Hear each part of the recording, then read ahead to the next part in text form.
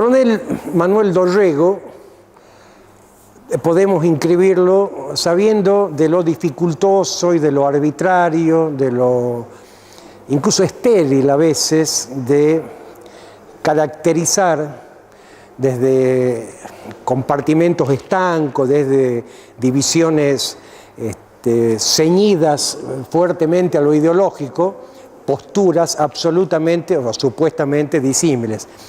Pero para que nos entendamos, así como Rivadavia representa el nacimiento de la colonia, el nacimiento político de la colonia, obviamente la colonia existía, pero digo, basado en ejes absolutamente institucionales, dotados de un proyecto, de un programa, y políticamente además hecho fuerte en el momento histórico que vivían. Dorrego, al igual que Moreno, representan la necesidad, la posibilidad, o si ustedes quieren, el sueño de poder estructurar una patria en el lugar donde hasta ese momento, o hasta hoy incluso, hay una colonia. Dorrego era militar, pero era militar como eran militares hasta durante todo ese siglo. Incluso más allá, digamos, porque las academias militares tampoco pueden generar en quienes son alumnos de esas academias una formación militar si genéticamente no están de alguna manera preparados para una labor de esas características. Dorrego no era militar desde una decisión espiritual, no lo era Belgrano. Quizás San Martín haya sido el único que era militar por, además de la necesidad, por vocación. Dorrego no tenía la vocación de militar, sí de poder, porque entendía que sin poder es imposible transformar o lograr transformar semejante evento con semejantes características, armar patria desde la colonia. Y es así, digo esto para desmistificar muchas cuestiones que en especial en los últimos 10 años, a caballo de un supuesto revisionismo histórico favorable a la tendencia nacional y popular y tanto palabrerío, se encargaron de rescatar, si se puede decir, del olvido la figura de Dorrego. Y hablo, por ejemplo, de Brienza, o hablo, por ejemplo, de Pacho O'Donnell, que con distintas características y motivaciones son dos chantas. Otro de los que se inserta en ese chapucerío, digamos, tan porteño, tan de bestseller, tan no de historia, sino de historietas, es Piña, que por supuesto está bien vendido, entre comillas, entre un sector que para nosotros es clave. Por eso yo muchas veces catalogo la actividad de ellos como de criminal, porque ellos tienen producto, digamos, de la política de las editoriales que sostienen la tarea de ellos, tienen una inserción notoria en los adolescentes argentinos, en los chicos que estudian en el colegio secundario, incluso el primario, que es cuando están formando su conciencia. Y entonces lo que hacen, digamos, es una deformación de la ya deformada historia nacional. Para diferenciarse, entonces buscan lugares comunes, pero que no son comunes hace mucho tiempo, o notas de color, y a eso lo revisten de historia. Por ejemplo, en este caso, Piña estaría hablando, no de lo que yo voy a hablar sobre Dorrego, su proyecto de país, sino si tenías 4 novias o 2, y si compartía novia con Rivadavia, y de ahí el encono que tenían. O sea, ellos le llaman notas de color, lo que no se habla en historia, o sea, lo hueco, lo vacío, lo estúpido. Y creen además de que para llegar a tener esos datos, por llamarle de alguna manera, datos filiatorios de algunos personajes de la historia, a ellos les requirió un trabajo excepcional de búsqueda de material en los archivos. Cuando es una rotunda y absoluta estupidez, porque, entre otras cosas, salvo que alguien encuentre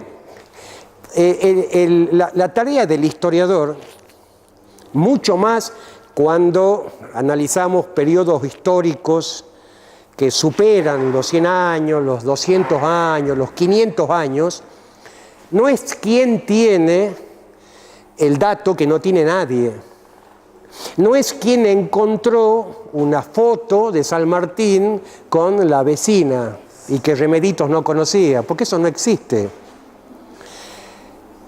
La tarea, digamos, del historiador es básicamente la interpretación de los acontecimientos históricos.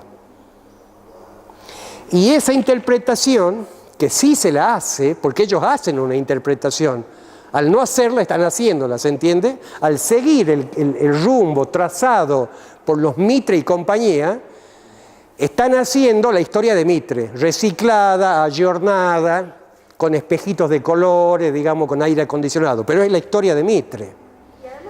El análisis que yo voy a hacer, y yo digo, voy a decir una vez más, digamos, no hay en mi interpretación de la historia, o no hay en lo que yo les digo, la necesidad de la hora es generar altos niveles de conciencia.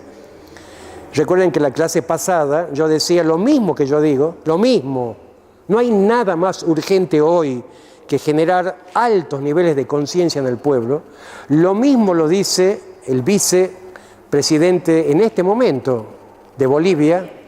Exactamente lo mismo lo dice Frei Beto, teólogo de fama mundial, no de fama, de prestigio, son cosas distintas, fama y prestigio. Exactamente lo mismo dijo hasta 2 minutos antes de morirse José Saramago, premio Nobel portugués, y tantísimos otros. Yo no estoy igualándome a ellos ni poniendo en mí méritos que no tengo. No, lo mío no es meritorio en términos personales. En todo caso, yo lo que hago es encarnar el trabajo de miles de años que hace un determinado sector de la humanidad, y en este caso de los argentinos o latinoamericanos, por encauzar la colonia hacia la patria. Cuando yo digo lo mismo que yo digo, lo dice Frei Beto, es verdad, y lo dice Fidel Castro, es verdad, pero en mí no hay un mérito personal, sí lo hay en Fidel Castro. Lo mío es producto de lo colectivo, ¿se entiende? Porque si no, digamos, no van a faltar los estúpidos que van a acusarme de soberbio y tantas otras cosas. Bueno, entonces vamos a hacer un somero análisis de lo que Dorrego hizo, porque en realidad hizo mucho menos de lo que quiso, y lo importante para mí al rescatar de Dorrego es lo que quiso hacer, porque lo que quiso hacer era tan necesario en aquel momento como hoy. Uno de los temas, uno solo de esos temas, que es la reforma agraria. Dorrego, yo les decía, no fue un militar por vocación, sin embargo, peleó por su patria en las batallas de Salta y Tucumán, o para decirlo cronológicamente correcto, Tucumán y Salta. Bueno, las vueltas de la vida que giraba en torno al imperio y a las decisiones de Rivadavia, esa era la vuelta de la vida, lo llevan a Buenos Aires. Una vez, digamos, desalojado del poder Rivadavia no solo es enfiteusis, Rivadavia no solo es el empréstito con la banca de los hermanos Brothers, que ya charlamos en la clase pasada, Rivadavia también es el regalo de la banda oriental al imperio brasileño. Rivadavia hizo todo lo que debía hacer y todo lo que el imperio inglés quería que hiciese, lo hizo. Hasta el final, entregar la banda oriental, en contra de las decisiones de los patriotas, no solo de lo que hoy conocemos como Argentina, sino también de Artigas, que es injustamente no reconocido en nuestro país como un héroe nacional, solamente por haber nacido en la banda oriental. Cuando Dorrego llega finalmente a ser gobernador de Buenos Aires, que en aquel entonces era la capital del Virreinato del Río de la Plata, él toma algunas decisiones de importancia. Primero, genera políticas que permitan ir paulatinamente en el tiempo nacionalizando el puerto de Buenos Aires. Que el puerto de Buenos Aires fue siempre, lo sigue siendo hoy, fuente de riqueza y fuente de poder. También lo era en ese momento. Y mucho más en ese momento, porque hoy se pueden estructurar políticas de importación o de exportación vía Pacífico, yendo por Chile, que no se podía en aquel entonces, y usando el tráfico aéreo. En aquel entonces era solamente mar, océano, o sea, solamente puerto, barcos. Por otro lado, Dorrego entendía, como lo entendía Moreno, que era absolutamente imposible generar las posibilidades de triturar los tentáculos del imperio si no se federalizaba la riqueza nacional. Es decir, si no se empezaba a viabilizar a partir del artesanado del interior pequeñas empresas precapitalistas o capitalistas, lo que se podría decir en el tiempo la burguesía naciente del interior. Era imposible, porque eso era quedar a merced de la oligarquía ganadera que ya empezaba a crecer gracias a Rivadavia con el primer Martínez de Hoz y de la burguesía comercial porteña. Siempre fue igual. Porque mucho antes incluso que Moreno y que Rivadavia, mucho antes, la decisión, digamos, que toma Carlos III ya en picada, o sea, el último intento del monarca español por salvar de la derrota segura al imperio español, que ya había sido superado económica, financiera, militar y fundamentalmente económicamente por Gran Bretaña. Esto es mucho antes de la batalla de Gibraltar. Una de las últimas tentativas fue dinamitar el poder que tenían Potosí, Chuquisaca, y pasar todo el manejo económico financiero del virreinato a Buenos Aires. Ahí empieza a morirse un poco la región andina del virreinato. Después, también en ese momento, pero después, o sea, ya yendo a la época que estamos hablando ahora, que es tu inquietud, había algo que los libros de historia no hablan, pero que el sentido común te hace dar cuenta que eso existía, que era la piratería. Si, digamos, uno de los aciertos de los británicos en su lucha por ganarle el mar a los españoles es haberle dado el comando de las naves a bucaneros, ¿se acuerdan que estudiamos eso? Y no a militares que recibían un sueldo, porque los tipos por sueldo no hacían nada menos hacerse matar, y sí los bucaneros británicos. Casualmente, digamos, esa rapiña de mercaderías, el oro, la plata, el tabaco, la vid, que viajaba de América hacia Europa, esa rapiña también existía vía terrestre. También las carretas eran arrasadas por los bandoleros que asolaban, digamos, claro. Entonces, digamos, había muchísimos problemas. ¿Qué era lo seguro, digamos, como ingreso y salida de mercaderías de cualquier tipo? El puerto, o los puertos, digamos. Precisamente, uno de las causales que lo lleva a Rivadavia a pedir el empréstito a la banca de los hermanos Brothers, la Baring Brothers, es crear nuevos puertos, que no se hizo ninguno. Dotar, ¿se acuerdan?, de agua corriente a la ciudad de Buenos Aires, y la ciudad de Buenos Aires siguió sin agua corriente, porque del 1.000.000 de libras esterlinas llegaron 30.000, y todo lo demás fue robo, todo lo demás fue comisiones, todo lo demás fue salvajismo. Recuerdan que estudiamos que ese préstamo termina de pagarlo Perón, claro, en julio del 47, Por eso es que Perón anuncia desde la Casa Histórica de Tucumán, somos no solo soberanos, sino somos independientes. ¿Por qué somos independientes? Porque acabo de pagar lo último que le debíamos al extranjero. ¿Y qué era lo último que le debíamos al extranjero? Perón haciendo docencia. Un remanente del préstamo que Rivadavia le pidió a los ingleses en 1824. Bueno, volviendo a Dorrego. Dorrego además era absolutamente antimonárquico. Dorrego estaba en contra de ideas incluso de patriotas y lúcidos como San Martín, como Belgrano, que veían la posibilidad de que haya un soberano, pero con algunas características especiales. Por ejemplo, un descendiente de un inca. No abandonaban la idea monárquica. Sí lo vio Moreno, que era republicano, y era jacobino, y era estatista, y lo vio Dorrego, que tenía casi las mismas características, por llamarle de una manera ideológicas, que Mariano Moreno, a tal punto que uno de sus principales colaboradores y el que aporta mayor dato a la historia sobre hechos salientes de Dorrego es Manuel Moreno, el hermano de Mariano Moreno, que también es el primer biógrafo que tenemos de Mariano Moreno. Gracias a Manuel Moreno se pudo de alguna manera arquitecturar o reconstruir cuestiones de su personalidad y de la obra desconocida de Mariano Moreno y de Dorrego.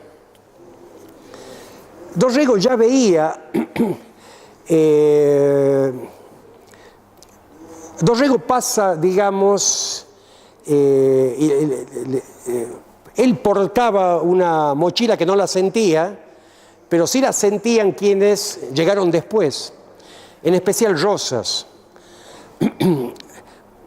Dorrego portaba el amor del pueblo de la campaña, de los gauchos, de los indios, de los jornaleros. Los pobres, para decirlo en un lenguaje universal para que se entienda, los desposeídos, tenían en Dorrego a su conductor. Como también quienes habían peleado al lado de él. Hay una película hecha por un director olvidable y pagada, por supuesto, con fondos del imperio, o sea que evidentemente toda la historia está teñida de inexactitudes, de mentiras, pero que se llama La Guerra Gaucha. Algo de eso tiene que ver con Dorrego, porque las primeras milicias revolucionarias de pobres, de gauchos, de indios, que se arman en el norte del país con Güemes, fueron entrenadas y fueron conducidas por Dorrego. O sea, siempre su vinculación fue con los sectores más desposeídos de la sociedad del momento. Por eso fue endiosado por la plebe de aquel entonces y pasó a la historia como el conductor de los pobres. Él ya veía, pero además si lo amaban los pobres porque lo odiaban los poderosos. ¿Quién eran los poderosos? La oligarquía, la naciente oligarquía y la burguesía porteña. Y él ya veía en la concentración de la tierra arbitraria, además, delictiva, ya veía uno de los graves problemas en ese momento y para la posteridad de poder cortar la vinculación entre esas clases y el enemigo Gran Bretaña que acechaba. Y no se equivocaba. Hoy no es Gran Bretaña, son sus primos hermanos, pero es exactamente igual.